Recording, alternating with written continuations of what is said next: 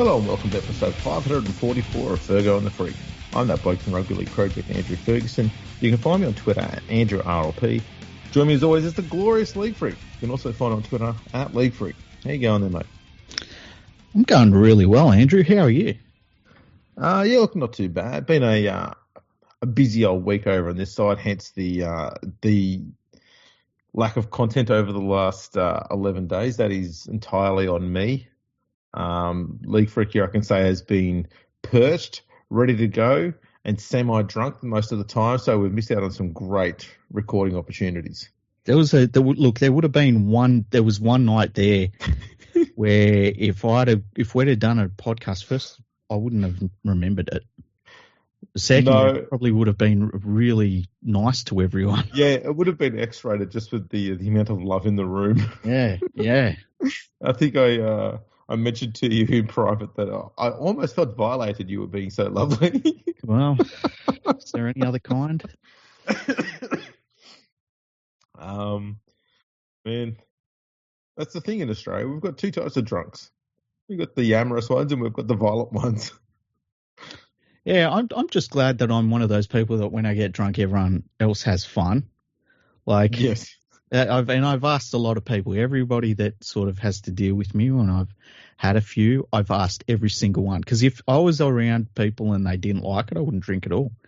But yeah, I drank so much the other night. But anyway, it was very unprompted round of adoration that was coming from you. It was great to watch. It was good. I saw some of the comments on social media, and I just liked them and didn't comment. I thought he's having fun. I won't spoil it. It's been good. It was good. Good day. Good day. That's good. Been a bit of a busy few days. Yeah. What should we talk about first? Should we talk about the internationals, or should we talk about other things? I'll tell you what. I'll go through the list of international results that have happened so far this month because there's been a few. Okay. And then I'll hand over to you to talk about some of the more important games out of those, and because you have watched them all. I find all internationals important, Andrew. All right. Well, let's go to October 15, and Wales beat Jamaica 22-16. Australia beat Tonga 18-0. Good game, that. Really good game. Good test. Good test match footy. Good test match footy. October 22, there was a doubleheader in Carcassonne in France. Serbia lost to Wales 48-0. That was David Nofaluma and Nick Kotric made their debuts for Serbia. Mm-hmm. And, yeah, they let Wales rack up a 48-0 victory. Then France beat the Ukraine 74-8. I think that might even be the Ukraine's first game back in international footy since the Russian invasion of Ukraine several years back. All right. And I don't think Ukraine's played France that many times. So it's probably not, like, it looks bad on paper. It's probably not a bad result given how much disarray's been going on there, that they've been able to, be within 100 points, I guess, of a much more major international team like France. Yeah. October 26th, Fiji beat the Cook Islands 56-6. I watched that game. We've talked about this format that they've got for this competition, this Pacific Championships, and the Cook Islands looked short of a run, and Fiji was coming off the back of a loss to PNG, but at least they had a run under their belt, and it showed. Yeah. What else we got? France beat Wales 48-6. That puts France into I believe it's called the World Series, because they like to name all of these things for nobody. Who the fuck are they set up these things and they say, they're going to the World Series now. It's like, who the fuck is all of this shit for? Like, it's like all of these promotion and relegation shit that they talk about for the Pacific Championship. No one gives a fuck. Just let the teams play. We don't need to name everything and put a label on everything and pretend that we're setting up this giant competitions, because nobody outside of a few thousand people really gives a fuck. Well, yeah, maybe it's structured that way so it looks a bit neater on the so-called calendar. On their bullshit calendar that they never stick by. Well, it's hard to stick by something that's imaginary. Yeah, exactly. International Rugby League look at a calendar the same way a lot of religious people look at their gods. Well, it's like, is it even 12 months ago when we had a World Cup that was supposed to have like 16 teams and be in France next year and stuff, and now just like not that much later, now it's a 10-team World Cup that's going to be in Australia, and most of the entire rugby league playing world didn't actually have any pathway to qualify for it, which wasn't a problem for some people at the International Rugby League. And so they made up another competition and called it something else. And it's like, I'm just fucking sick of all of this bullshit from a bunch of incompetent officials at the International Rugby League. It's like just they make a complete mess and then they say, oh, yeah, but that's the World Series now. It's like, come on. Because didn't they say that something like 8 of the 10 teams in the next World Cup have already qualified through whatever method? So there's only 2 places left, and we've got 2 or 3 years to determine who the last 2 teams are going to be. Well, for some unknown reason, they just give a free pass to everybody that was a quarter-finalist in a 10-team World Cup. So well done to the International Rugby League. Another stellar bloody effort by you guys. Oh, wow. Australia beat New Zealand 22-10. Another very good test match. New Zealand looked pretty good considering they were once again another team that was playing their first game against an opponent who had already had a game the previous week. But still, it was a good test match. Australia, very good defensively once again.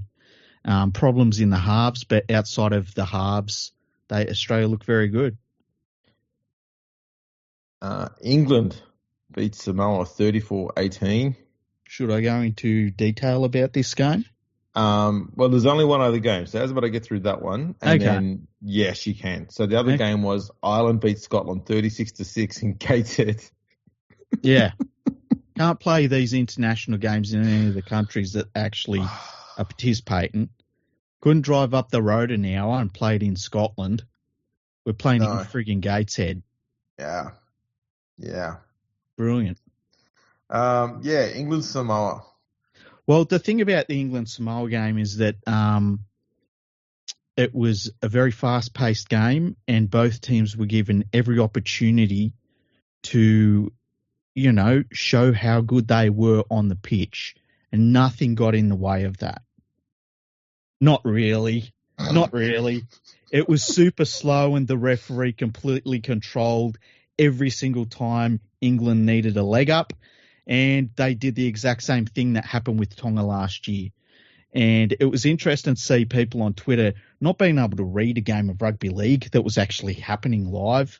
They were talking about the play the balls, which were incredibly slow, much slower than you see in Super League. And only one side was put under any scrutiny by the referee. I didn't get to see this game. All I got to see was, for some reason, Anthony Milford was playing. Yeah, Anthony Milford is diabolical. I don't think we've seen a player fall off worse than Anthony Milford, who used to be actually a really good player. And now he is, as I said, he's diabolical. I don't think he'll play for Samoa again. Defensively, his decision-making was Jared Crocker-like, and I don't say that very lightly. He was terrible, and they should just play with another forward at 5'8" instead of having him out there. He was terrible. Just for the penalty counts, England conceded 1 penalty, Samoa conceded 6. The 6 again counts. England had conceded none, Samoa conceded 4. And the average set distance for this game, because a lot of people I saw on Twitter were saying, well, Samoa can't make any ground when they've got the ball. England were making 37.7 metres per set distance. That's not great. Samoa was doing 50.8. Yeah. So Samoa, on average, was making far more metres per set, and England were not. But it doesn't matter when the referee, anytime you are put under any pressure, the referee blows a penalty, and then you get down the other end of the field, and then they do 6 again. And so all of a sudden, Samoa has to tackle 18 tackles, and you should score with 18 tackles in a rugby league match, and that's what happened. I've got to ask,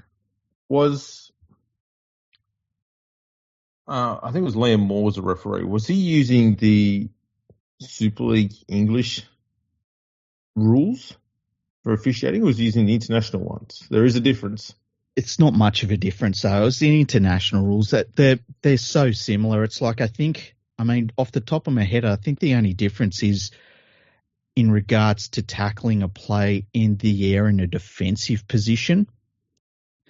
I honestly think that might be the only difference, to be honest with you. Remember, there was an international last year, and we saw the difference between international rules and the Super League rules, and it was a team playing against England from memory. Because there's an English referee, and he was using the English rules, not the international ones. I can't remember what happened. It was something to do with some broken play that took place. I wish I could remember, but he made the wrong call and impacted the team playing against the English side. All right. I don't remember that, hey? Yeah. I've got to try and find it. I wish I had been a little bit more prepared, I guess. But yeah, I do remember something along those lines. Unless it was something to do with the way they deal with head-high tackles, something along those lines. The international rules and the rules we see in the NRL and Super League are so similar. It's like a couple of small technicalities. I think another thing might be 2-point field goals. They wouldn't have those.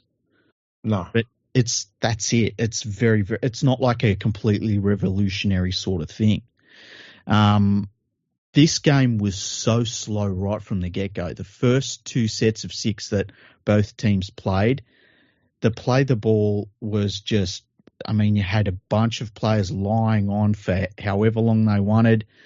The referee would actually call, he'd call held. And then a couple of seconds later, he'd yell, get off him. It was that slow. And then I was like, okay, this is going to be a bit of a slog to watch, but, they're not all going to be masterpieces. And then he started, blowing the penalties against one side. And that's how it worked out. It's a shame to see. And look, I don't know what it's for. It doesn't do anything for the English Rugby League team outside of being able to promote themselves as having results that, were in a certain set of circumstances, I would put. And they're promoting that to nobody, because nobody in England gives a fuck. And you can see that by the crowds they're getting for these international games. So if they beat Samoa in this series, England, will they use that as an opportunity to play against an island with more people than Samoa? Or will they use it as an opportunity to play against an island with less people than Samoa? All we know is that they won't travel anywhere. Yeah, okay. So they'll be inviting the Cook Islands over next year. Well, there's the talk that they're going to play Australia in a series. Who knows? International Rugby League. Who knows? Things get cancelled all the time. Is it on the calendar? Doesn't matter. Doesn't matter. Doesn't matter. It's crazy that we've got this situation where, you can actually, they put it on TV and they show you what's going on. And we saw what happened last year with Tonga, and it's happening against this year with Samoa, and it doesn't do anything for anybody. And they continue down the same pathway, and the crowds get smaller and the TV viewing figures get smaller, but they're happy with it. And that's fine. If that's what they want out of British Rugby League, I'm all for it, as long as they're happy. Because eventually there'll just be one guy that's really happy with himself in England, and that'll be it. That's all that matters. Yeah. And he won't care. He won't look around and say, oh, I've got no one to experience this with. He'll be sitting there really happy with himself. This is true. Man. It should be a great part of the year. Yeah, it should be. Should be amazing.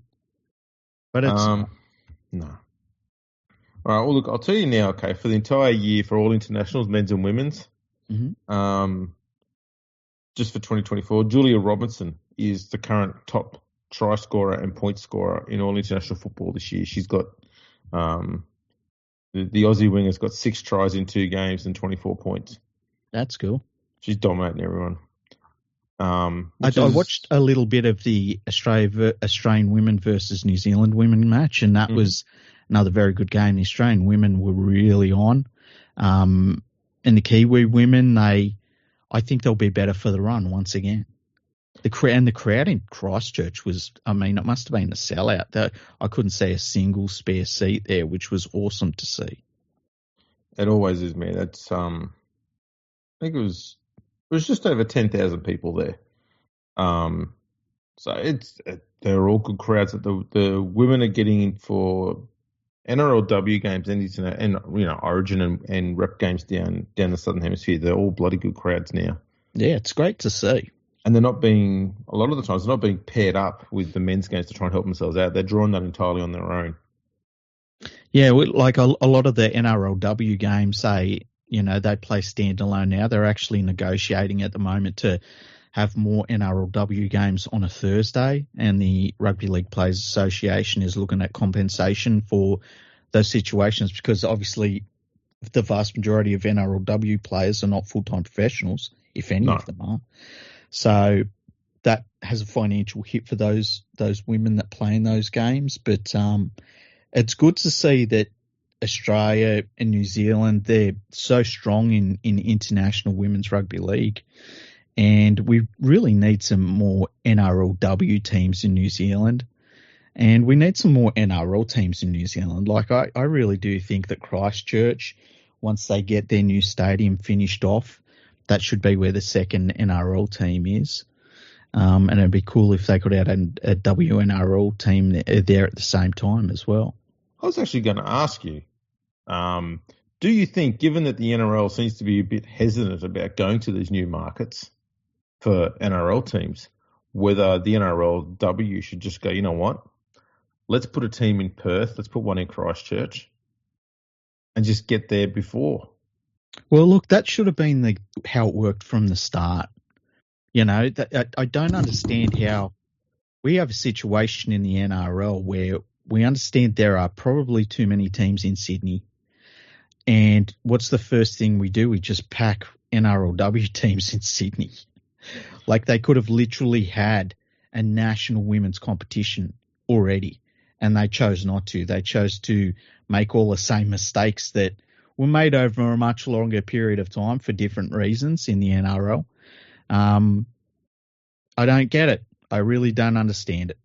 No, it doesn't make sense. I mean, if they'd have kept to 4 teams in Sydney, so north, south, east, west, and then just gone, right, that's it for quite a while, let's start going out really fast. Yeah. And they just didn't. A bit weird. But yeah, I think that's something that they should look at, is going, if the NRL's turned down a team in Perth, let us go over there. Yeah, 100%. Imagine if Perth got to get a national team that's a women's team and they just start turning up in fucking droves. It would be fantastic. But the NRL's building of the women's national competition has been perplexing. You know? Well, this is the other thing too, and it's going on a bit of a tangent here, obviously, but do you think that Peter V'landys' obsession with shitting on Melbourne is starting to hurt any potential prospects for the game to expand outside of Sydney? Because it's not just a rugby league thing, man. He's doing this with horse racing. He started all this rumour during a week or two ago, when to royals from England came over. All right. And he started up some hype thing about, the king and whatever her title is. There are. Sorry if I sound a bit dismissive of him. I don't care. But the king doesn't have any plans on the Saturday that he's here, and that's the day that the Everest race was on. So there's a fair chance he might be coming out to the horse races. And he's trying to build all the hype up about it to take all of the talk away about the spring carnival that's going on in Melbourne around about the same time. All right. Just to take all the buzz away from get everyone talking about the Sydney race. And you just see him do this sort of stuff everywhere. It's not just like if he's not doing something like that, he's taking pot shots at the AFL or he's shitting on Melbourne for something else. And I just wish he would stop being such a petulant fucking child like that, because every time he does that, it makes rugby league inadvertently and indirectly at times look very insular. And whenever there's an opportunity to promote the game or put a new team in somewhere else, like Perth, and it doesn't get up again, but in the same time, a team like one that's also in Brisbane where we've already got teams gets the nod anyway. We're not really expanding far, are we, if we're going from Brisbane to Redcliffe? Yeah. But there's an opportunity to go to Perth. It's like, There's the easy way to look at it is you don't welcome new people into whatever you're doing by starting off with saying fuck you. Exactly right. And he did this. Remember they took, what was it, Origin to Adelaide a year or two ago. He's talking about come and watch real football. It's like, yeah, I know a lot of fans might think that, but that's not how you advertise. Okay, and he did the same thing over in Las Vegas. No helmets. And going, they've done that before. It wasn't great. Yeah, yeah, and you're shitting on their local sport. The way to get people into anything new is say, hey, this is a thing you might enjoy. Give it a go. See what you think about it. Tell me what you think about it. Try some crossover promotion. Well, there's just no need to start off with a negative. It's very hard to market something with a negative unless it's like mandated by the government that you have to take 2 or 3 shots of it. You know what I mean, Andrew? Yes. Yes. Then you can start it with a negative saying you'll kill your oldies if you don't take this. Don't know what I'm talking about, but hey, look, it's not all bad, right? They did give you a better mobile phone reception. Yeah, that's true. That's true. But yeah, so I don't agree with it. Like I would be, if I was running the NRL, I'd be super welcoming to people that were looking for maybe just to check the game out once and see what they thought of it. And yeah, the whole negative thing, I don't understand that from a marketing point of view. Yeah, it's not really marketing. It's just It's just dick-headed, bogan, boorish behaviour. And it's the sort of thing that alcoholic journalists enjoy because they can go, oh, he's having a go at Melbourne. But people in Sydney don't think about Melbourne. So I don't know why he brings them up. It's kind of weird to me. I'll be honest, I don't think people in Melbourne really give much shit about that either. People are too busy living their lives and shit. Yeah.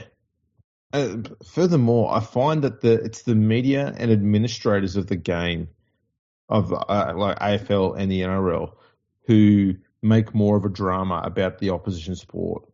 Well, it's like the thing of like people saying, oh, the NRL versus the AFL, and it's like, hang on. We have 2 sports in Australia that are making literally billions of dollars, and their TV ratings are both incredible, and they'll go back and forth as to the money thing and the TV ratings thing and stuff. And the thing that people miss is that maybe the third sport is so far behind those 2. AFL and Rugby League have never been in a better space financially. It's not even been close. And they're both fine. Neither of them are in any trouble. Like, they're both in rude health. Yeah, and they're not cannibalizing each other either, and that's the good thing about the system at the moment. They've got their own markets, and they've just picked the two biggest cities in Australia for their markets, and it works. Yeah, and like the only thing that I would see if I was the AFL, my concern would be like we almost can't expand out anywhere else, and that must be a concern for them. Whereas the NRL has a much bigger scope to expand not only in Australia but overseas. But That's outside of that, like they're both fine, and it's all the other sports that really have a big problem because they're just getting swamped. Yeah, no, there's no doubt about that. I really do, because this thing, you often find a lot of the players from each code, they get on well with one another, and like we've seen down here, the Melbourne Storm players would often go to training for some of the AFL clubs and vice versa, because they've learnt that there are some skills that do transfer across, such as, knowing how to leap high and time a jump to catch the ball. You do that in both codes. Yep. Kicking skills, that sort of stuff. A lot of the AFL players like to come and watch tackling techniques and stuff like that, because the tackling is different, and there's so many different tackles that you can make in rugby league. So why not ask those guys? They'd be professionals how to make specific tackles somewhere. So, they've utilised each other down here, and a lot of that is through Craig Bellamy. He's not an idiot. I think we can all agree on that. Mm-hmm. So it's just makes sense. Work together and make both games better. It means both games get more money. Like, why would you work against each other? It's just stupid. Yeah, and it's like, it's these journalists that make up stories like, oh, the AFL, they're cannibalising rugby league. It's like, where? Rugby league has never been bigger or better or had more players in Australia. It's never had a bigger scope to expand. It's just not a real thing. No. Right, now let's go over to England. The last week they had the IMG gradings have come out for the end of the premiership season there, and these were released to determine. Essentially, it's 3 grades: grades A, B, and C, and these will be used to determine which teams go into which competition. It's the start of the revolution. Here we go, kickstarting a brand new era for rugby league in the UK. Okay, so the grades for 2025 have been released, and we've got, as I said, it's the top teams are going to be in Super League. They're grade A. They've got a score of 15 and up. Grade B is a score of 7.5 to 14.99. And grade C is everything under 7.5. And there's 36 teams all up that get a ranking. 3 of them actually didn't get a ranking at all. Some teams chose to, I believe, not put any paperwork in, or they put paperwork in late. Yeah, so Batley from Championship and Whitehaven from the 3rd Division League One competition had incomplete data, so their submissions were not included, so they didn't get a ranking. And the Ghoul Vikings, I believe, have been promoted, and so they are a new club, and they weren't expected to provide any data because they're going to the lowest division anyway. Mm-hmm. So the grade A rankings, the top. So there's 9 teams in grade A, and we'll go through these in order. So we've got St Helens, Wigan, Leeds, Warrington, Hull KR, Catalan, Lee, Wakefield, and Castleford. How many of those teams would you say have and I'm going to use modern very, very broadly in terms of, like, I don't know, your stadium isn't falling apart. How many of those teams have modern stadiums? I was thinking 4. St Helens, Wigan, Leeds, Catalan. Yeah, I suppose the Hull KR probably does. Didn't their ground get an upgrade recently? Yeah, it's not a modern stadium, no. I would say St Helens, Wigan, Leeds isn't a modern stadium. It's not a shit stadium though. It's not like it's pretty close though. It's old as fuck. Yeah, but maybe it's old in a cute way, like Leichhardt Oval. Nah. No, shutting that down hard. Yeah. Fair enough. And what about Catalan? No, No, not a modern stadium. No. they're just St Helens and Wigan. Yeah, I think it's just St Helens and Wigan on that list. Yeah. Alrighty. Grade B. We've got Hull FC, Huddersfield, and Salford from Super League, and then Toulouse, London Broncos, York Knights, Bradford, Barrow, Featherstone from Championship, Keighley from League One, Halifax, Sheffield, Widnes, and Doncaster from Championship. So Hull FC have a modern stadium there. Huddersfield, they've got a modern stadium. I would say Salford have a small stadium, but it's modern enough. Yep. You know. And you know what? London Broncos, before their owner decided to walk away, who knows where they'll end up playing next year. But they've got a nice little stadium that they play out of too. York has an all right stadium there. Isn't Sheffield a more modern one? It was built for was it Olympics or Commonwealth Games or something a few years back? I don't know about that. I don't think their ground is that old. I'm going to look it up. It's called the Olympic Legacy Stadium. That's what they call things that are a white elephant. It was built 2021, 2022. It was opened in 2022. Oh, there you go. It was built on the site of the old Don Valley Stadium. But it did get shut down and rebuilt. So I'd say that's a modern stadium. But yeah, that's those ones there. It was interesting that Keighley ended up on the list ahead of a bunch of championship teams. The thing about these ratings that gets me is if a team like Wakefield is classed as a Class A team in England, then what are we doing? Well, like if that's the highest class of team is what Wakefield puts out, the product that Wakefield has, what do the ratings matter? We'll get into what's included in the ratings. So let's go through Grade C. Okay. Because there's a few other changes here. So we've got from League One, Workington Town, Swinton, Dewsbury. From Championship, Oldham and Hunslet. And the rest of the teams are from League One, which is Rochdale, Midlands, Cornwall, Newcastle Thunder, and North Wales. The Newcastle, I think, have the biggest fall of all. They dropped 14 places. So they were initially going to be pretty much close to being in the middle of the Group B tier. And they fell all the way down to second last. Yeah, well, shit happens when you basically get to the end of the year and you've got to start over again, hey? Yeah, there's not much you can do about that. Yeah. Who was the biggest mover? Is it Keighley? Yeah, Keighley and London Broncos. The Cougars moved up 11 spots and the Broncos moved up 10.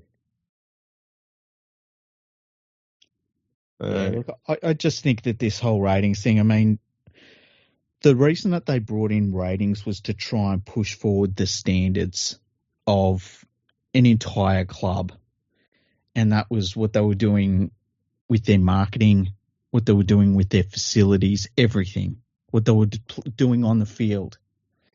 And the fact that we've got, and I don't mean to be picking on them, but let's be honest, if we've got teams like Castleford and Wakefield are considered to be in the top tier of what we expect in rugby league in the UK, then the standards are way too low. Well, shall we go through the criteria? Can if you want. Okay. Just for shits and giggles. Fandom was worth 5 points. So that includes attendances, TV viewership, social media following, website hits. On-field performance is worth 5 points. Apparently that's the same as fandom in value. Assessed on league position over the past 3 years with bonus points for winning the grand final and the Challenge Cup final. I mean, I would have thought if you got to the final themselves, that should have been worth something, but you don't get anything for that. Mm-hmm. Finance, 4.5 points. Less important than fandom. And this is the hilarious thing. Every single one of the teams on this list, if you took away the person that backed the club, the chairmans in general, they would be completely, they'd have no money, like none. Yeah, they'd probably not include this one because, well, I mean, what was the point? But it's assessed on profitability, financial stability, and a diversification of revenue streams. Yeah. So that's having a chook raffle on Monday, and then having a meat tray on Tuesday, and then doing a lotto on Wednesday. Am I right? Yeah. Stadium, 3 points. That's stadium and other facilities would be assessed based on, I guess, ability to bring in people and all that sort of stuff. And Do you know community. what the most important thing is for a team to generate money on game day? And it'd be the chook raffle, wouldn't it? Nope. Funnily enough, it's not. Meat tray. It is your stadium, and it being a modern facility with modern corporate things that, you can sell to your corporate sponsors, to have the capacity to be able to have decent enough crowds. If you're doing well, you don't want to sell out. It's nice to get sellouts, but if you're getting sellouts like they do at Shark Park, it doesn't matter. Your facility is so important. It is so, so important.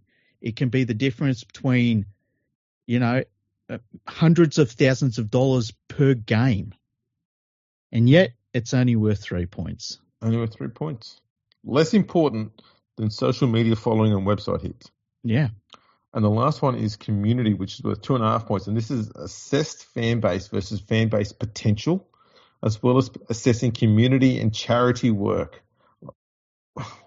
Why? I mean, the community one is, it's almost like they added it in there to help London get further up in the rankings. You might only have 1,200 fans, but there's 500 billion people that live in your city, so that potential is pretty good. But it's not only that; it's not even like in terms of community. They've said we're looking at it from your ability. What is your potential market base? It's not your market base that they're looking at. It's not your potential for corporate sponsors. It's none of that. No, it's an absolute furphy. Yeah. Look, some teams, we'll take the jokes aside, okay? There are some teams that are in smaller areas that are going to be doing much better financially and all that sort of stuff as well, and have more potential to grow even further than the London Broncos will. And they might be running out of some tiny place in the northern, like Lee or something like that. It's probably going to be much more successful financially for a long period of time and have more potential for more financial growth than the London Broncos. Just because the Broncos have failed to make a footprint in all that time they've been in London. Well, they've been terribly. So how can you rate or even distinguish what their potential could be? No one knows who they are there in London, and they've been there for ages. Yeah. So that's why that's an absolute furphy. It sounds like it's something they put in there purely to try and justify having teams that are teams in single markets, trying to have them higher up. And if that's the case, give it to something else. That's a wank. And what it does is it shits on the teams that are from smaller areas that are doing much better work and a much better run than these single teams in large bases that haven't made an impact. Why are they getting a leg up when the teams that are smaller in, more competitive areas are doing better and being run better? They're going to get punished by that one, which is stupid. But the whole idea is that they're trying to set standards for the game's clubs to reach for something higher, all right? And having all of these teams based in tiny little towns where if they reach their maximum potential is not going to be very high to begin with.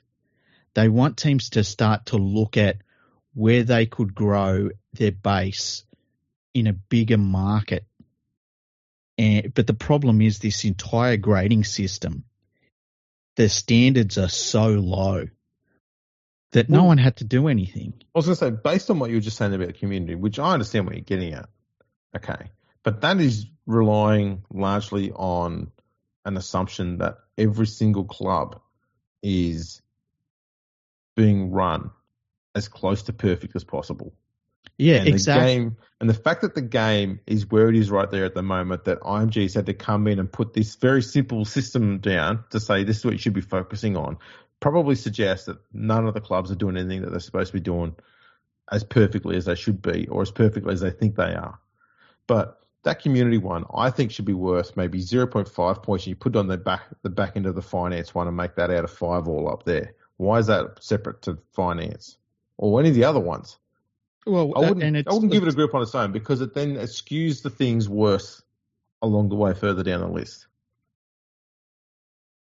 It's no surprise that we see, what to say, it was the best performing teams were London. Oh, the other one was Keighley. That doesn't really count. That kind of shits on my argument. But London, they climbed all the way up 10 places. A lot of that's probably based on what that potential market is. It's almost like a justification to try and help get them up. But how about this? They made that jump.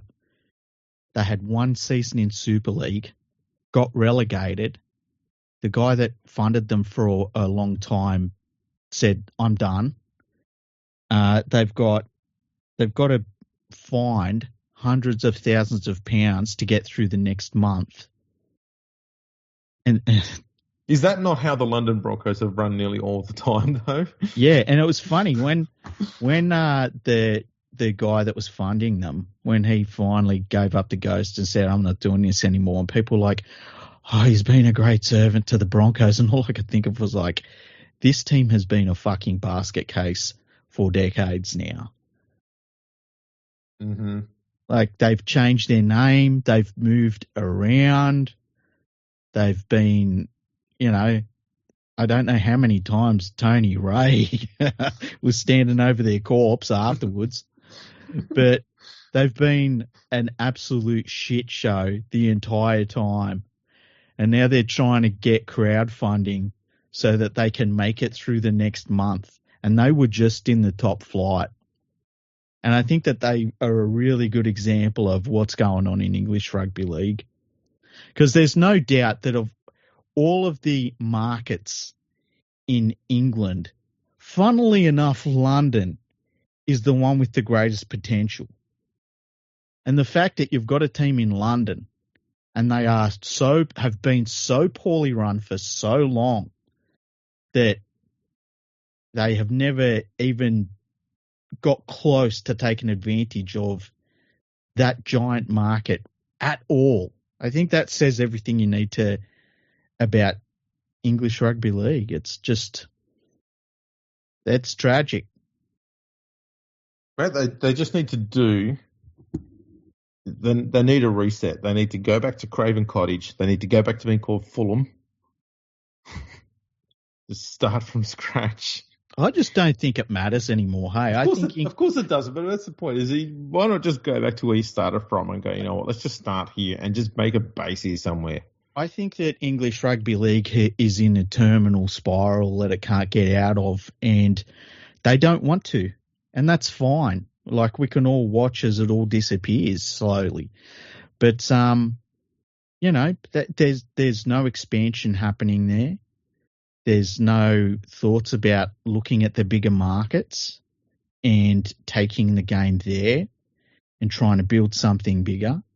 The Super League Grand Final, only a few 100,000 people watch that, and that's their biggest event. I used to get really fired up about all this stuff. I used to think of all the potential and stuff like that, and it's been squandered for too long now. And it's the same thing if the New South Wales Rugby League in 1980 said, "Nah, this is good, we're good," and it had been that way the entire time, Australian Rugby League had been in the same position. But you know the story. They didn't. They expanded aggressively over the next 20 years, especially, and that's why the NRL is so big.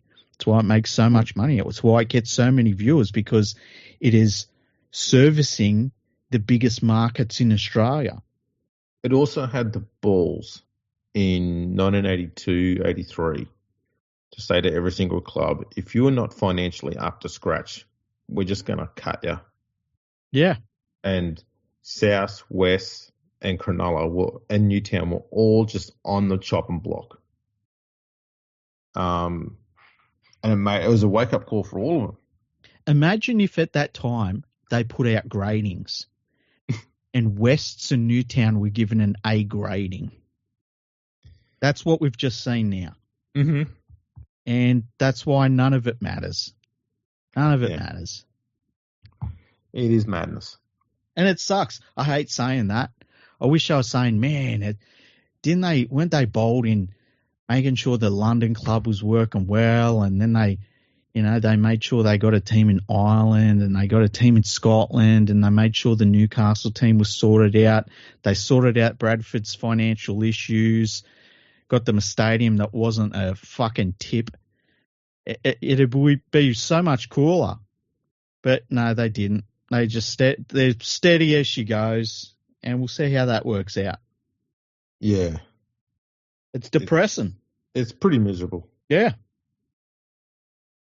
Can you imagine if we could sit here right now and say, you know what, the biggest expansion we had in the NRL, the largest one that we had, was Penrith, and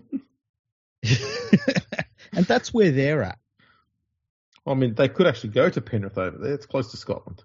No, they wouldn't go that far though. That's the funny thing. They would see that as a frontier. Yes. Silly. I was thinking too, this is completely unrelated to all this, we need to get an English Rugby League team that we just support for the hell of it, but it's not a Super League team. Just some random one. And we're just going to push them and see if we can get their ranking up. Imagine that. Imagine if you did that and you just like completely skewed everything. Yeah. That would be pretty funny. We build a website for the, the Cornwall team. Right. We're just going to sit there and just get people to click on the link day in, day out. You know, I love looking at when new stadiums are built, because it is such a game changer for a club.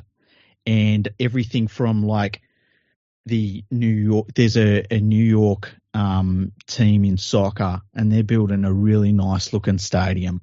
And it only holds, I think, something like 20,000, but it's a beautiful looking stadium.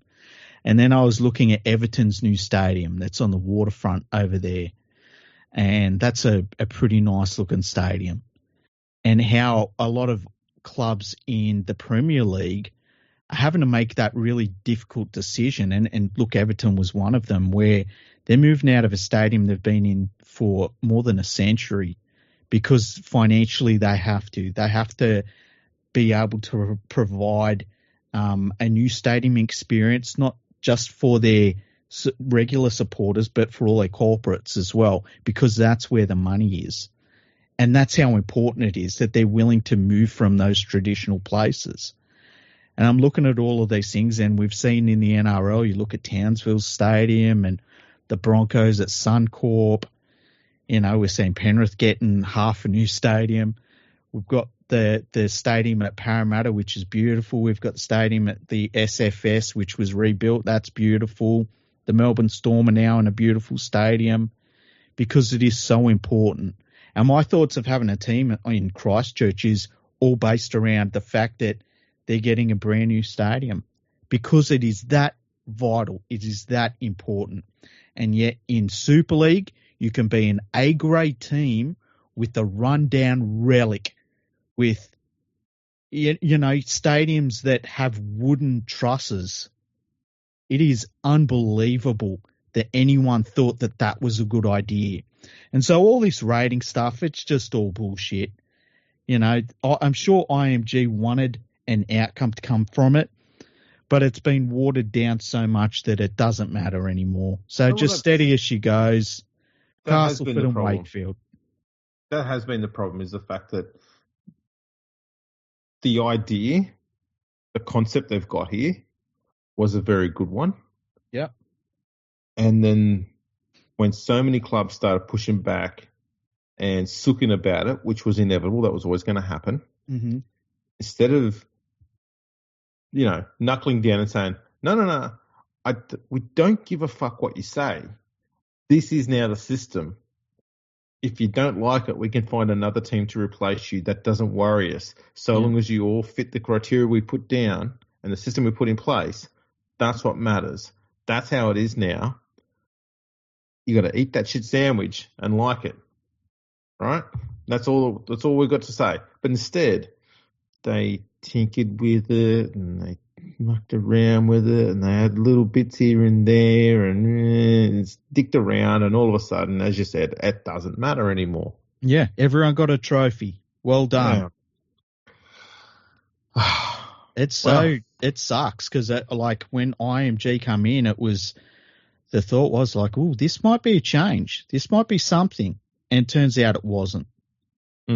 So, they'll keep going the way they're going, and they'll keep trying to pretend that they're aiming for something. They're not aiming for anything. They'll just want to turn up on the weekend, watch their team at the same stadium, play the same opponents over and over again, and fewer people care. And they'll blame it on rugby union, they'll blame it on the Premier League. They'll say, I don't know why the national media isn't interested in our tiny little geographically confined competition full of tiny little towns. They won't get it, and that's fine. That's cool. It's all right. Yeah. It sucks, but it just is how it is. That is how it is. All righty. Well, what else has gone on in the world of rugby league? Well, there's the Ezra Mam issue, which... yes, that is an issue. Yeah, and I don't know what the Broncos are going to do. He's currently in rehab. And I don't know the answers to these sorts of off-field issues. What we need is some sort of incident in the past that we can use as the line, right? And it's like, if you step over this line, then the fate you get must be the same as what the person who was at this line. So is the line set at Jared Hayne? Well, I think that the line needs to be set at taking pictures of getting fellatio from a dog. Well, that's where I would draw the line. Is the line fellatio for the dog, or is the line pissing in your own mouth?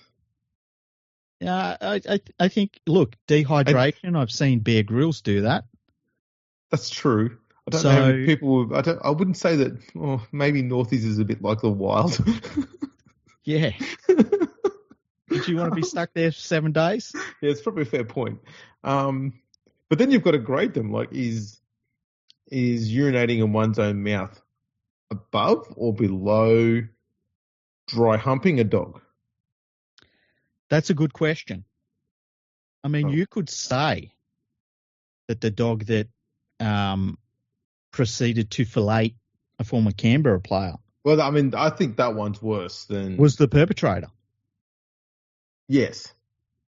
But I was thinking more along the Mitchell Pearce one where he was clothed. Yeah. So there was no actual act. It was a simulation act. But the media went a bit over the top with it, in my opinion. I'm not justifying what he did, but I'm also saying he didn't really do anything that harmed the animal or mistreated the animal other than being a bit of a moron. And being a moron is enough to be punished. I'm not opposed to punishing morons. That's fine by me. But Pearce didn't get sacked, but he did get sent to Newcastle, which is pretty bad. Yeah, that's a punishment in itself. Right. But pissing in one's own mouth did lead to Carney losing his place at the Sharks. And was that the end of his career? No, it wasn't. But, I mean, Carney had also had a lot of form in doing dumb shit.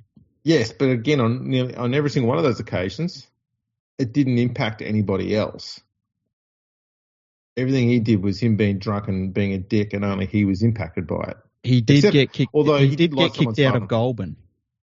Yeah, which, but I mean, it's Goulburn. Yeah, I mean, it's being kicked out of Goulburn. It's like someone saying to you, you can't ever go to Wakefield again. It's like, all right, I think I'll manage. Yeah, the mayor of Tamworth comes out and says, "Don't come back." Yeah, they say, you will never be allowed in Tamworth ever again. And you say, promise? Please, seriously? Can I get that in writing? Yeah. I'm trying to figure out, is this a reward or a punishment? Yeah, it'd be good to know where the line is. For me, I think Ezra Mam should be sacked because I don't think that behaviour, what he did, should be tolerated. I don't think what he did should be accepted or allowed. And I don't think we're that short on absolute superstar fucking players that we need to hang on to every single one that we find. So the alleged incident was that he was under the influence and driving unlicensed and had a head-on collision with another car that had a child in it. Matt,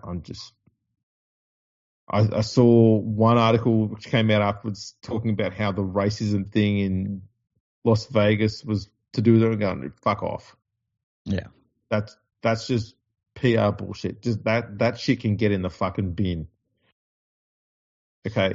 I absolutely abhor racism, but I can't see how a racist incident can cause someone many months down the line to do what he did. Those two incidents, in my opinion, are not linked. They're just not. What he did and what he's currently being investigated for, I guess, is not a race-related thing. It's him being a moron and causing an incident that is, almost took the lives of other people. And that shit can't be. I don't see how there's a debate. I don't care who he is. I don't care how high profile you are, how important you think you are. You can't be allowed to do that. And this is a perfect opportunity for the game to say, no, you know what? Yeah, let's make a point here to every single player in the game. We're not going to protect you if you do something stupid and illegal. And we don't care who you are, how much potential you've got, how great you think you're going to be, or how great the game thinks you're going to be. If you're going to be a dickhead and you're going to do illegal things that are going to endanger the lives of others, we don't want you in the game. Fuck off. And do you think it will do that? No. No, I don't either. No. I don't either. Because, look, if he was a 26-year-old player from from Queensland Cup or New South Wales Cup and he played like 2 NRL games, he'd be gone, mate. Yeah, I tweeted something similar. I said that, his punishment will be directly related to his talent as a footy player, and that's what pisses people off. And I think it got something like 350 likes or something. It was crazy. Do you think that this is going to be a bit similar to, I don't know, Ben Barber's probably a close one? I think it's going to – I think what they'll do is that they've said he's in rehab. They're not going to – I don't think the Broncos will sack him. But I think that the NRL will give him it might be like a 20-game suspension or something like that, like a big whack of a suspension. And they're going to say that he has to, before he comes back, he has to prove that he has done community service of some sort and gone through counselling and things like that. That's wank, man. Yeah, and they might fine him too. They might give him a $20,000 fine or something. That's all wank. Take a year's wage off him. Yeah, and look, I'm not saying this is what I would do. I'm saying what I think the NRL is going to do. Yeah, I know what you mean. Yeah, because it has to come down from the NRL. If the Broncos sacked him today, tomorrow he would have a bunch of clubs in contact with his manager saying we'll sign him. Oh, so that's why it has to be an NRL thing. And whether the NRL will deregister him or not, I don't know. feel as though because of his ability as a player, they wouldn't. And I'll say this before anything happens. Mm. I don't want him at the West Tigers. No, I think as a Panthers fan, like talent-wise, would he be great to have in the side? Yeah, talent-wise, yeah. Oh, of but course. There's definitely 100% there is something to be said of getting rid of your issues out of your club, getting rid of your headaches. And we've seen Penrith have done that with a number of players recently. And, man, it is so relieving as a supporter of the club when you don't have somebody in your side that is like, fuck, this fucking guy. You know what I mean? Mm-hmm. So, yeah, and because of that, yeah, I wouldn't want him at my club either. But we've seen in rugby league, the people that work within rugby league, and it's a results-based business, they don't care. And, you can see some of their point of view in that, like, if you were earning, say you're earning $200,000 as a coach of a club, and you could have that all go away because you don't have the talent. And then you've got somebody that you can bring in that has talent, and they might get you, 3 more years on your contract. And that's the way they think. That's how they think. They don't think of it from the same perspective that fans do, because fans haven't got skin in the game, so to speak. Whereas these people within rugby league, they do. They've literally got money on the line. They've got, in some cases, their careers are on the line, and that's why they overlook off-field issues so easily. Yeah, and we had a long period where the game was almost protecting players who had done stupid shit. Mm-hmm. And that was deplorable. And I think now the game should be going out there and going, and not just the game, not just the NRL. When I say the game, I mean the clubs as well, right? Mm-hmm. And so if the Broncos sack him, the NRL should also deregister him. So if a club makes a decision to sack a player, and the reason why you do it like this, okay, is because it protects the club who has to sack the player, right? If a player gets sacked for an illegal act like this, the NRL must then also deregister them so that another club can't sign them.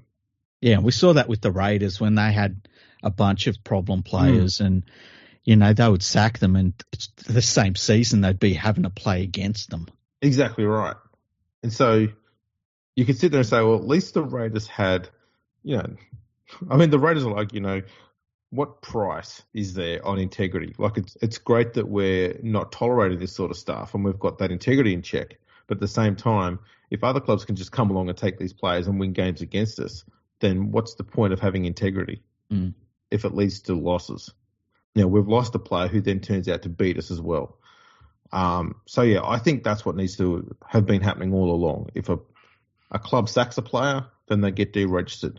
If the NRL, at the same token, thinks that a player deserves to be sacked and the club didn't sack him, they should still deregister that player. And what is weird when you think of all of this stuff, and we've talked about all of these players that have done different things, and like we haven't talked about some players that have done worse things, Mm-hmm. And I think of, and I'm not saying right or wrong, but when you line it up, Israel Folau, compared to what it gets more and more absurd, the Israel Folau incident. Like, it was absurd at the time, but now it's just getting ridiculous. Yeah, and look, I'm not willing to die on Israel Folau's hill, that's for sure. No. But even more in recent times, you look at all of the players and the angst they copped at Manly for not wanting to wear a jumper that had a rainbow pattern on the collar. Yeah. It's no different to the Israel Folau stuff, just less aggressive, I guess. Because Folau was saying people go to hell. They just went, no, we're not wearing that. Yeah. But they still copped an awful lot of pushback from the club. Israel Folau, on Israel Folau's thing, he had me on a number of points that I was going hell. Like, he had me firmly in hell, you know. And I understand that people got upset of it in different levels, and I get that. Because I looked at it and was like, oh, I'm going to hell according to Israel Folau. I wonder what I'll have to eat for lunch. And I understand it was different for different people depending on, you know, what he marked them off on that list. But when you think about it, it's just very strange that is the only player where the line was drawn black and white. You will not play this game. We will not let you have any involvement. You will go away. We don't care what club wants you. We don't care how much or little they're going to pay you. They were like, no, you will not come back. And he was the line. It is so strange when you look at it that way. Yeah, that line is now. I think they forgot that line exists. It's so far weird. down so far back down the paddock of lines. Yeah, so strange. But yeah, I mean, it's the thing that the game's officials at the time were adamantly dying on that hill. You know the other one that I was thinking about? Mm. Nathan Cleary got a ban for putting a TikTok out. That's right. He's dancing. And look, the circumstances we now know were silly, but at the time, I understand people were worried. But when you think about it, he got a ban for doing a TikTok. Yeah. A dancing TikTok. That was the same thing that Wayne Bennett got a 1 or 2 game suspension as well for eating at a restaurant. Yeah, he had a coffee. Yeah. Look, it was different, okay? We were trying to stop a disease from spreading around the nation, so fair enough. But it's still... Andrew. It's still crazy that those lines have been drawn as well. Imagine if they stuck with those. Still someone else the sniffles, say. I'd love for those lines to still exist. Wouldn't it be cool? Just say, Nathan, we saw you at a cafe yesterday. So fuck you 1 week off. Oh, how about this? We forgot the best one of all. Some dudes had a barbecue. Do you remember Barbecue Gate? Barbecue Gate. Was that the one where Jack DeBellum was found under a bed? Allegedly. Allegedly. Like when you think, honestly, those incidents we've just mentioned, the game was like, oh no, this is a line. It cannot be crossed. Barbecue Gate was actually the dumbest of them all because that was just Dragons players having a barbecue at one of the players' homes. So they were still in their own bubble. Yeah, but remember, no, I'm not going to say what I want to say because it's too political. Let's just not go there because I will start and I will not stop. Yeah, have a few more drinks before we go down that one. I haven't been drinking, Andrew. No, we can tell you're a bit animated. I'm not here. I'm not going to drink for quite some time, let me tell you. Well, look, there's been a few player contract extensions and stuff like that have taken place. Mm-hmm. The Panthers have extended Paul Alamotti through to the end of 2027. What a bargain. Yeah. Absolute bargain. And he's only 20. Yeah. That's nuts. Dylan Lucas has been extended by the Knights till the end of 2027.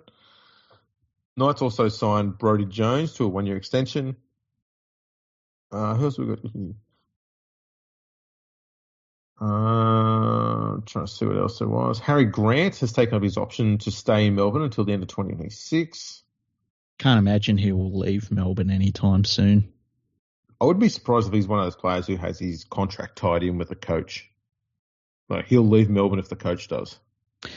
You know what? I could see where that is the issue, but the fact that he went to the West Tigers for that 1 year and then he went straight back to Melbourne, it shows me that he's not one of those dudes that, like a Darius Boyd, that is completely tied to the coach. You know what I mean?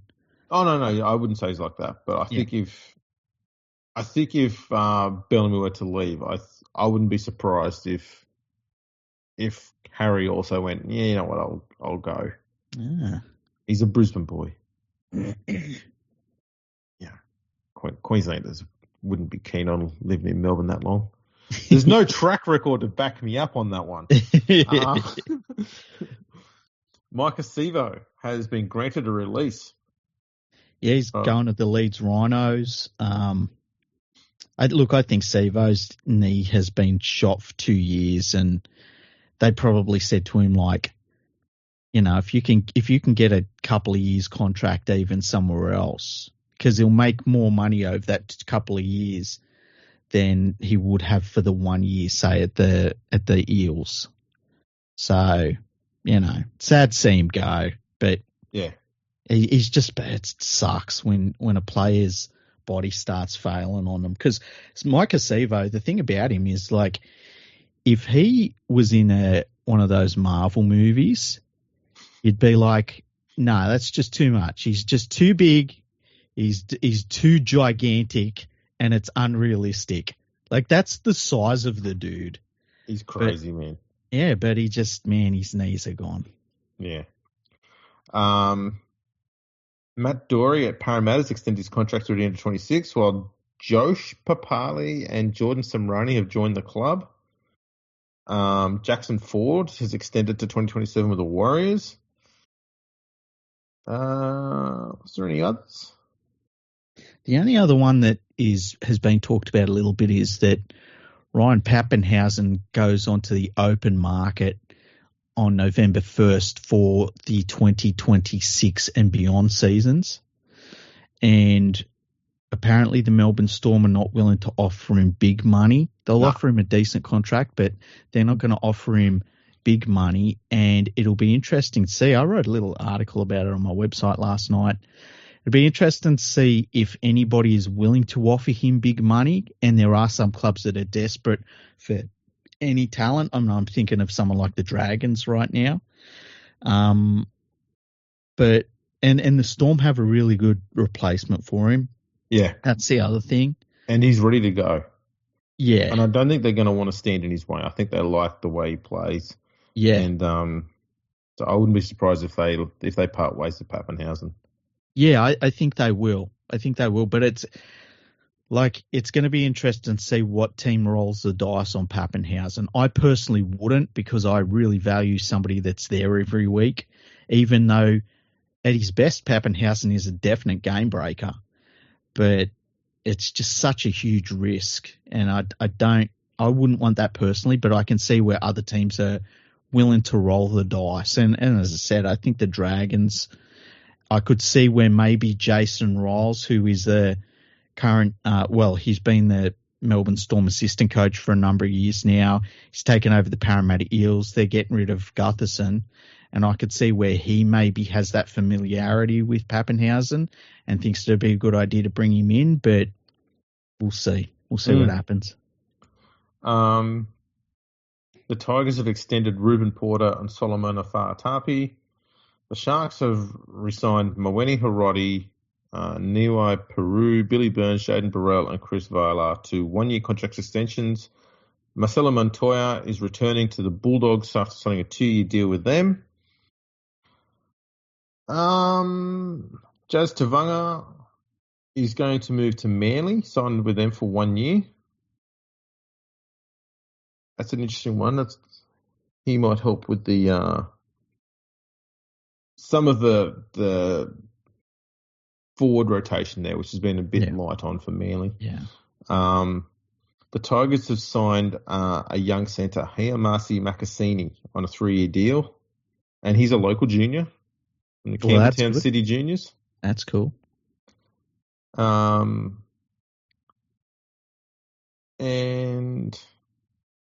Cleese Haas has signed a contract extension at the Titans till the end of 2027. Who else is there? Parramatta signed Jack Williams. That's not a great signing for them. I don't know why they bought him. Jack Williams is one of those blokes who he's got plenty of intensity when he plays, but he's got very Burgess-like hands at times as a forward. The one that is probably going to be available soon is Josh Addo-Carr.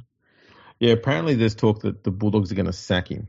Yeah, and it'd be interesting to see where he ends up. But he won't end up back at Melbourne because they're sorted for wingers. But yeah, well, I mean, a lot of the talk is he's going to the Dragons. I guess. Look, the Dragons. It's once again, it's a club. They need to get anybody. Beggars can't be choosers. No, you know? But they'll be chasing a replacement for Lomax as far as rep quality winger. I just wonder, and Adokar has been getting injured a lot the last couple of years, and I wonder if he would look at signing somewhere like Penrith. I don't think Penrith would be interested in him, but I wonder if he would look for a club where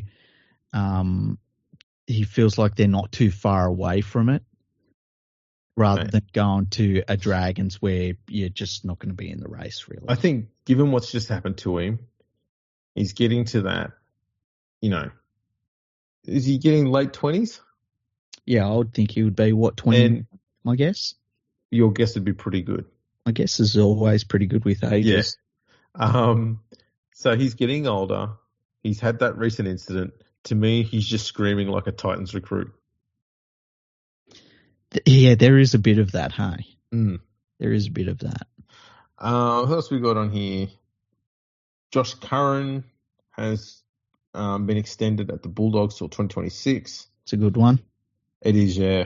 The Dolphins have signed Daniel Saifiti and Max Fearney. We had the same response. Yeah. Look, and this is what it comes back to, and I'm sure you'll go with me with this. I'll care about anything the Dolphins do when they take rugby league seriously. You could say that they signed Pappenhausen, you could say that they signed Adokar as well and stuff, and I'd just be like, yeah, cool. I don't care until they do something that's relevant. Yeah.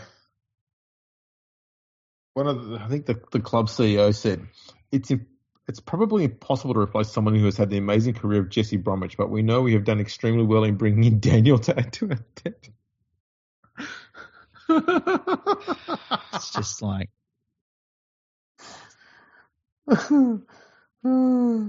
it's always. I can see sometimes why it happens, but when you feel like clubs are just shuffling players and they're not moving forward, I know, but you can't put Daniel Saifiti in the same conversation as Jesse Bromwich. You just can't. No. That's not happening. No. Oh my God. The Knights have re-signed Matt Croker. He's a very good young forward there too, so he's not a bad signing. The Rabbitohs have extended the contract of Isaiah Tass through to 2027. And I think that is it for all of the players. There's been a fair few signings and stuff along the way there, so nothing really ground-shattering, is there? No.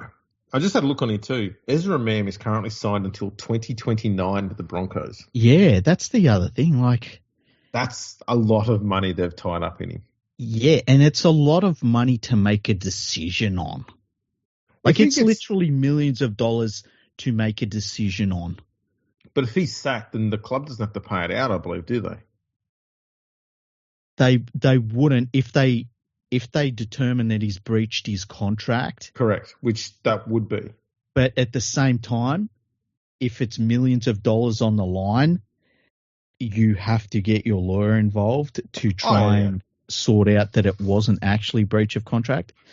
And you could see that going to court, even if it's an obvious one, which it seems like it would be, But yeah, I think if the Broncos were to go ahead and sack him, and they would free up so much money in their salary cap, I wouldn't be surprised if they went out and signed someone significant next year. Yeah, I wonder who it would be. I mean, they wouldn't need a Pappenhausen because they've got Reece Walsh. But, I wonder who they would target. I mean, they're going to be chasing young halves, or one of them anyway. So. Well, they won't get Walker for the Roosters. He re-signed. Apparently now he's $1 million a year player. Really? Yeah. Thoughts? I would, because I value, the player always being available, and I think he's a smaller dude, and he's not filled out. Like, he still looks like a sort of an under 20 sort of frame on him. He's definitely got the skill for it, but man, even when they would play the better teams in the league, teams would just target him and steamroll through him, and you could see him getting just battered. And considering he's coming off of a major knee injury, it wouldn't have been where I would have put my money. No. But at the same time, I think what it shows is the value of a halfback that has shown they've got something. Yeah. And there's not many of those around. No, it's an interesting one. I'm not too sure what they would do there.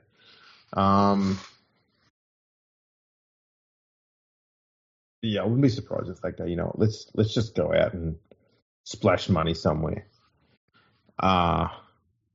Who they go for, I don't know. The only person I could think of that has potential, but does come with that injury issue, is Cade Dykes at the Sharks. Yeah. Because now that Braden Trindle's come along and they're going, oh shit, we've actually got a legit 7 now. Mm-hmm. And that will make Hines it'll make him more useful because he'll be much better suited to playing 6 and 7. He won't have to be the organiser, won't have as much stress on his shoulders and all that sort of drama. But it does leave Dykes sort of hanging. He can play. He's very similar to young Campbell at the times. He can play in the halves and he can play at fullback. How about this? I would rather have Dykes in the side and try and move on. Try and move him on, because it's. The problem they've got is Hines is also signed till 2029. So they're not going to. The Sharks aren't going to get out of that contract. So Dykes is only there till the end of next year. So he's going to be available. Yeah, I wouldn't be surprised if he gets looked at. That's a long contract. That's almost impossible to move on. Yeah.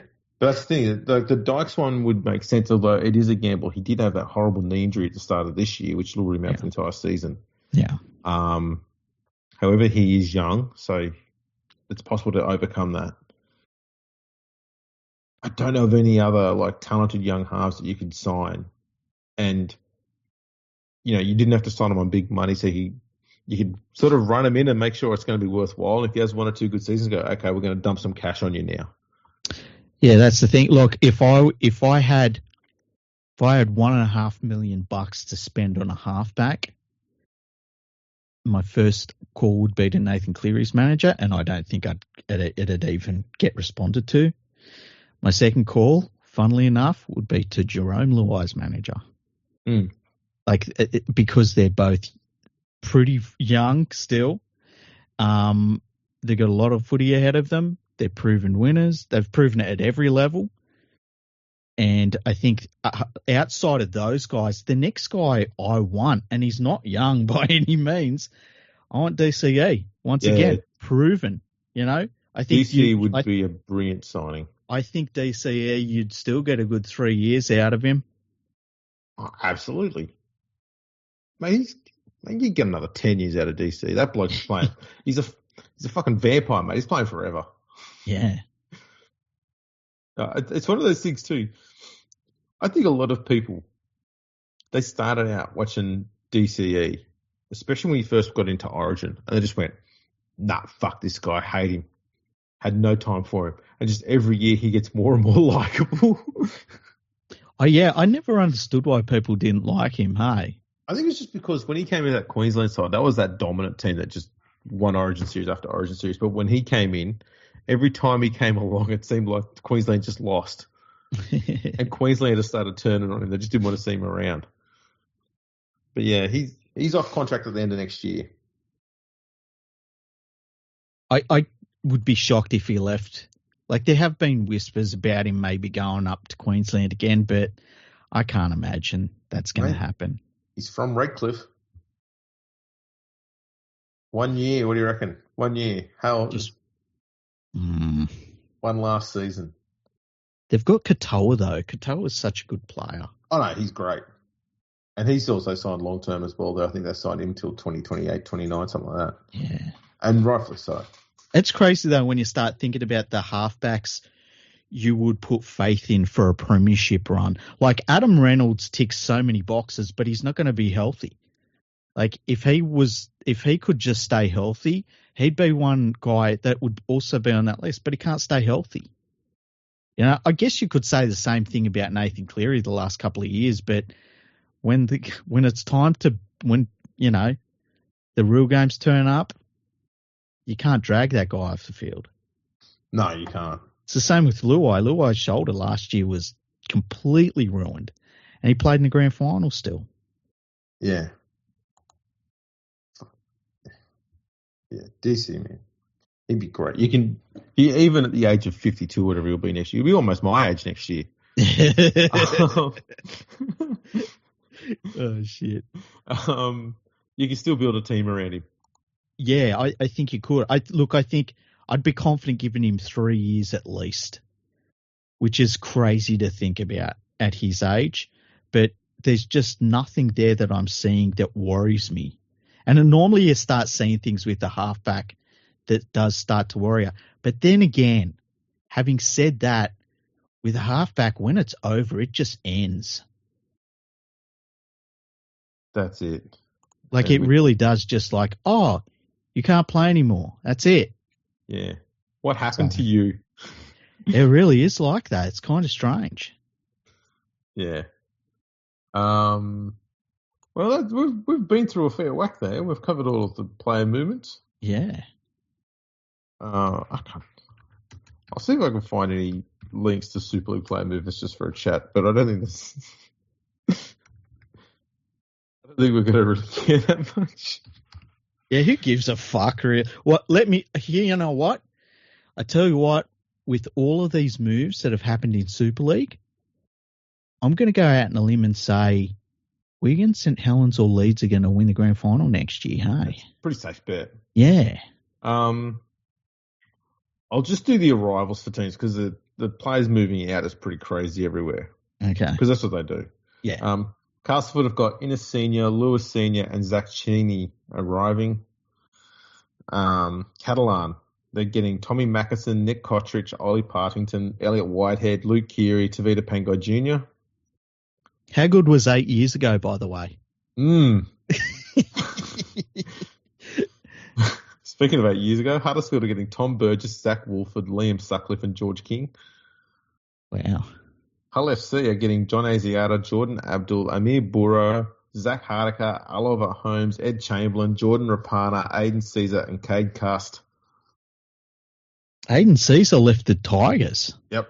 I didn't realise that. Yeah. Well, I can't wait for 4 years from now when they re-sign him.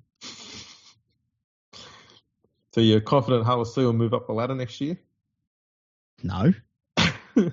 Hull KR have signed Joe Maria Hargraves, Tom Davies, Aribe Doro, Bill Leyland, Mickey McCallum, Danny Richardson, Reece Martin. They have lost Ryan Hall, though. Are you fucking trolling me? Just a little. I saw one Hull KR fan saying that they were excited to have a superstar like Jared Roy Hargraves joining their team. Don't you like about him? He's going to fucking dominate next year over there. I'm just certain of it.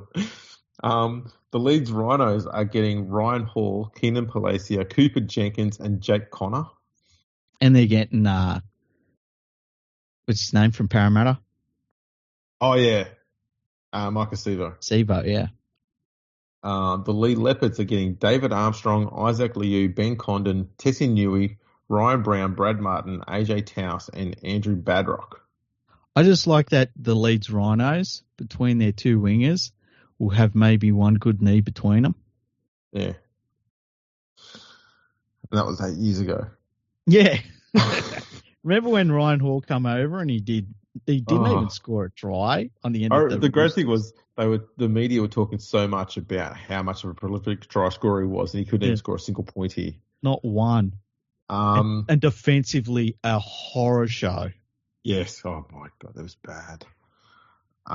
It was so bad. The sideline was looking over times, going, "Dude, seriously, what are you doing?" I'm fucking carrying you over here. I'm doing so much of your work. The Broncos, none coming into the club, and they've lost a ton. Well, it's all right because they're, they've got to find a few $100,000 to keep going for the next month. So all signs are pointing. They've lost 12 players and gained none. Yeah. No, look. It seems worse than it is on paper. Yeah.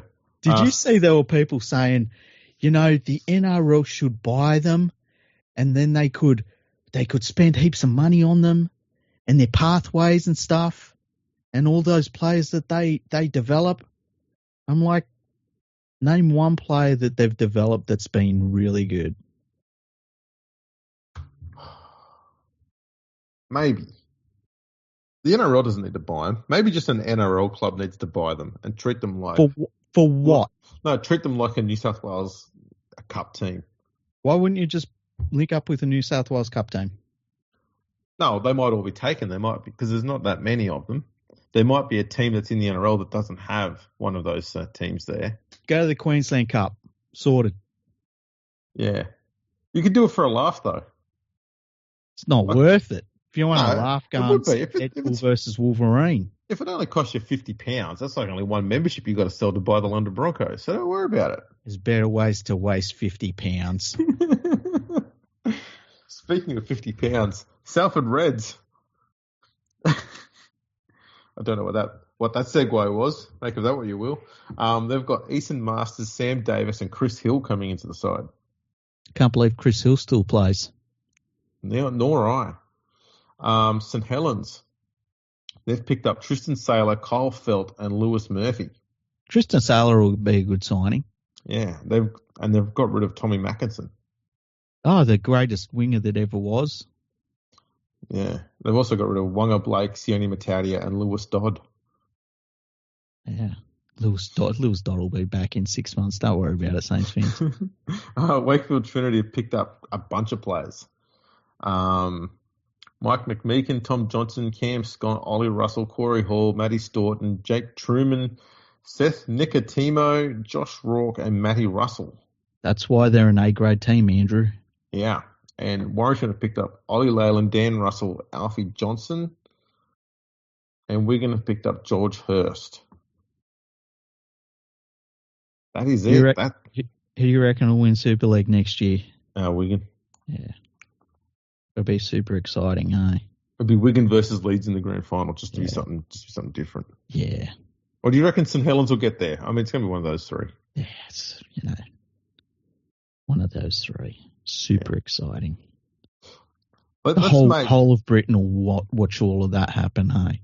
Let's make stupidly bold, completely incorrect predictions on the Super League season.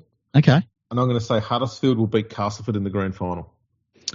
I am going to say that Salford will fall to Hull KR in the grand final, but their season won't be a total loss because they will have secured the Challenge Cup that they won over Castleford. Nice. Yeah. You can't tell me that that's now not a season you want to sit there and take more interest in. I'd watch all of that. Especially when fucking Ryan Hall is named the Man of Steel.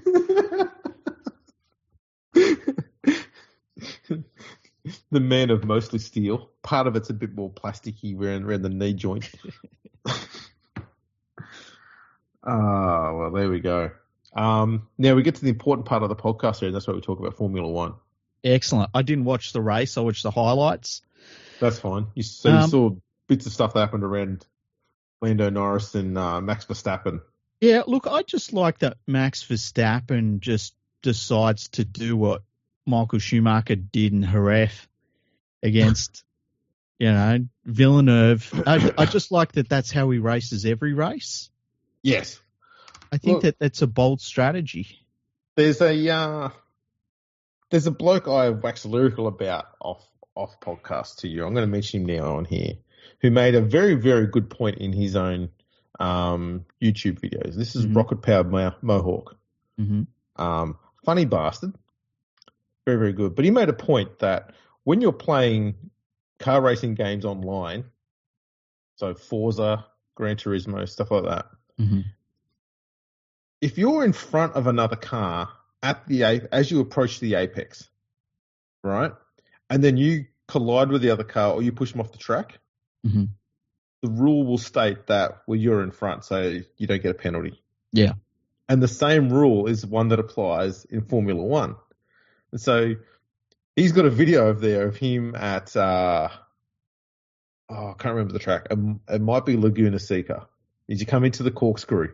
Yep. So he's miles behind a car in front, but he just fucking torpedoes on the inside, slams the brakes on. He gets just the front of the car that he's going sliding past, bumps into him, pushes him off the track, and he goes through, and then it comes up on the screen, no penalty. Yeah, yeah. And last week in the USA Grand Prix, Max Verstappen was doing this a bit. And other drivers were as well. We started seeing an awful lot where cars would then get in front on the apex. It happened in the US one because Verstappen was in front on one apex and Lando Norris got pushed off the track. He then went all the way around off track and then came out in front of Verstappen and stayed there and then got penalised out of the position. And very similar thing happened in this race, except Verstappen was a lot more flagrant about it, and he copped 2 10-second penalties for it. Yeah. Which dumped him a long way down the list. The one that gets me, though, is Sergio Perez was out there just being an absolute fucking wanker. And he's bitching and moaning about Liam Lawson all race, calling him an idiot. It's like, mate, when you're in a car that should be competing for the Drivers' Championship, but it's not because of you, and you're at the bottom of the field competing with cars that are struggling to get points every second week, tell me again who the fucking idiot is.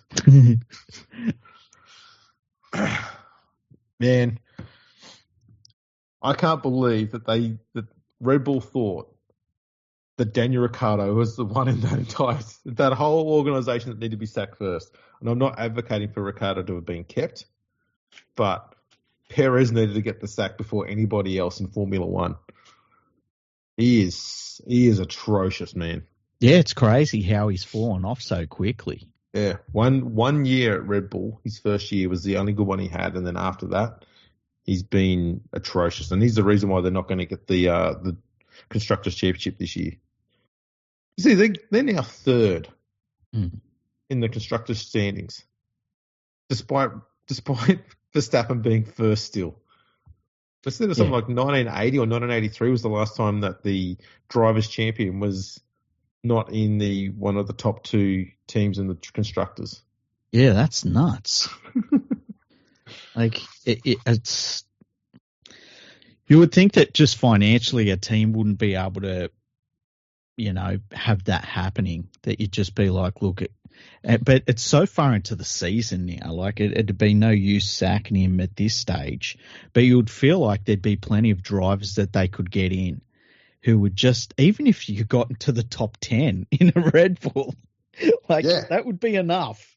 That's all you got to do. Your job is not to compete with Max, it's to protect his lead.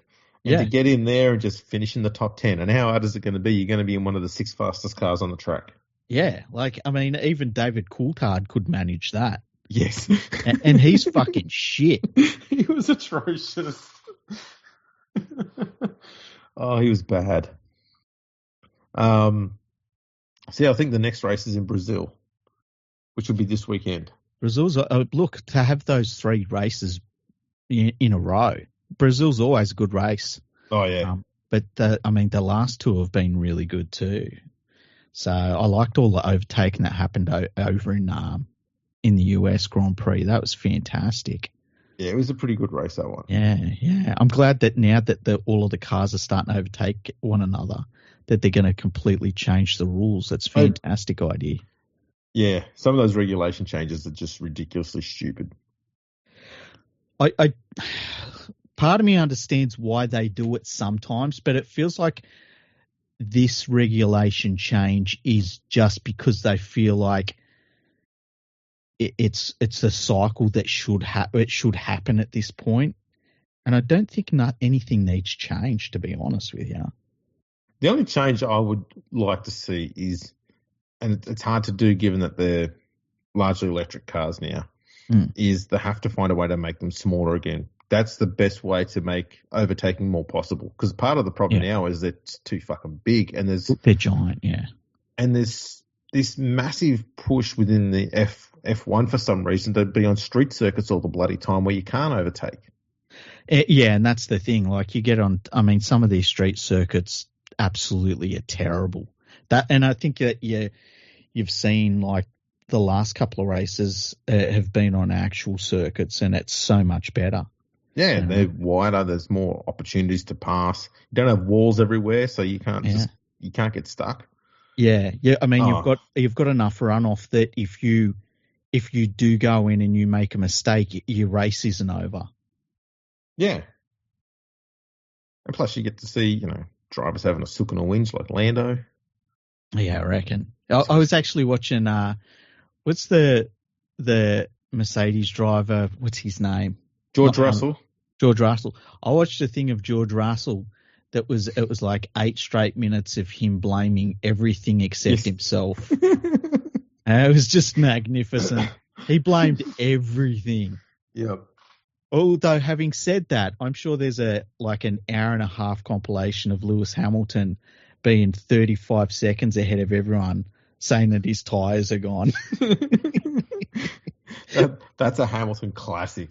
These tyres are gone, man. There's just nothing there. And then he sets 3 fastest laps. He's just lapped 7th place. Yeah, no, man, they're done. They're done. Not the fastest lap. Yeah. He's an absolute bloody champion for that. Makes you wonder how he managed to become so successful, having such little clue about his own tyres. Yeah, it's kind of crazy. Oh, dear, oh, dear. Alrighty, well, I guess that wraps this one all up. Yeah. Got the F1 talk in. It's been a good episode. We trashed International Rugby League. We trashed the Super League. We trashed the integrity of everybody within Australian Rugby League. It's been good. And not once did we say anything negative about the West Tigers, so we managed to throw in a bit of a mix-up as well. Exactly. Well, the only way is up. That's right. And they're going up. Yeah. We hope. They're not. No. All right. Well, thanks for tuning, everyone. Make sure you check us out on all of the socials. Head over to YouTube, like and subscribe, and play everything over there a lot. That'd be great. And we'll catch us all next time.